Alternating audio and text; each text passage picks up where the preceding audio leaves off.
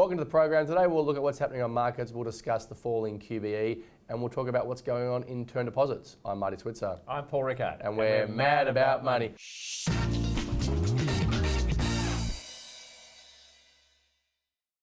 Morning, Paul. Morning, Marty. So markets were down yesterday. QBE got sold off, which we will cover in detail, but energy stocks also sold off. Good day the day before. What's your take on what's going on right now? Was it's the same old question, isn't it? Yeah, whenever we get a public holiday in one of the major capitals, Sydney or Melbourne, markets tend to sort of do too much. And we got a big rally in Melbourne when most of Australia was on holiday on Monday and the market was open because... That's on low volumes, yeah? Low volume, it was up over 40 points on Monday and we got the reversal yesterday. I mean, I think I was surprised by what was going on Monday, so we put the 2 days together. Look, it just continues where we are at the moment. The market just doesn't know what to do. Positive stimulus from the US every night. Yeah. New highs in the US. Our market can't sell off, but it doesn't seem to... So what can take us high though? Like we talk about tax plans, but like will the tax plan really be a driver for the Australian market? It might drive the US, but... Yeah, look, I think it can drive the US. I think our market needs a weaker Australian dollar, and that'll help give offshore a bit more reason to look at buying. I think everyone thinks at 78, 79 cents it's too expensive. I think also we get through this sort of September, October period, partly because I think there's a lot of nervousness still around, you know, with equity markets globally at all-time highs. You know, while October can be a great month, it also can be a terrible month, and the numbers ending in 7, 1987, 1997, 2007, 2017, question mark. I think there's a bit of nerves around that, so I think we need a lower dollar and maybe we get through October. The weight of cash eventually will force this market up. So one of a big stock that had a tough day, obviously yesterday, possibly more pain to come, was QBE.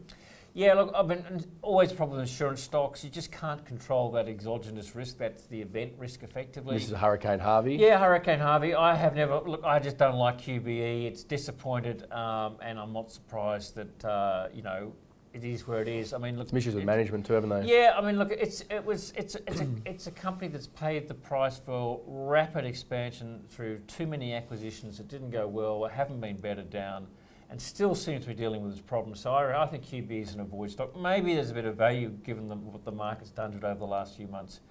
I think just one other thing, just wrapping up on the markets, Marty, which is also RBA yesterday, as expected, no news in that statement. Yeah. I think all they're saying is they want to see a lower dollar, but they are also saying that perhaps that the macro-prudential controls from APRA are starting to work, and so they're less concerned about the property How's the market sort of slowing down a bit now? You're getting all that commentary in the press about buyers' expectations are going to be disappointed. Yeah, I mean that's actually a positive in the sense that taking the pressure off the Reserve Bank doing anything. I mean, so potentially they could look at it, but again, conversely, you know, we're just sort of seeing as steady as we go. It's going to take the US to need to lift rates before really our central bank can do too much. And just quickly before we go, you're an ex-banker, so you know a fair bit about term deposits. Give us a rundown on what we should be looking for there at the moment. I think that follows back into the term deposit market. The banks are able now to squeeze them down, and the rates have been coming down a little bit over the last couple of months as margins blow out. So that's banking good for shareholders, not so good for investors.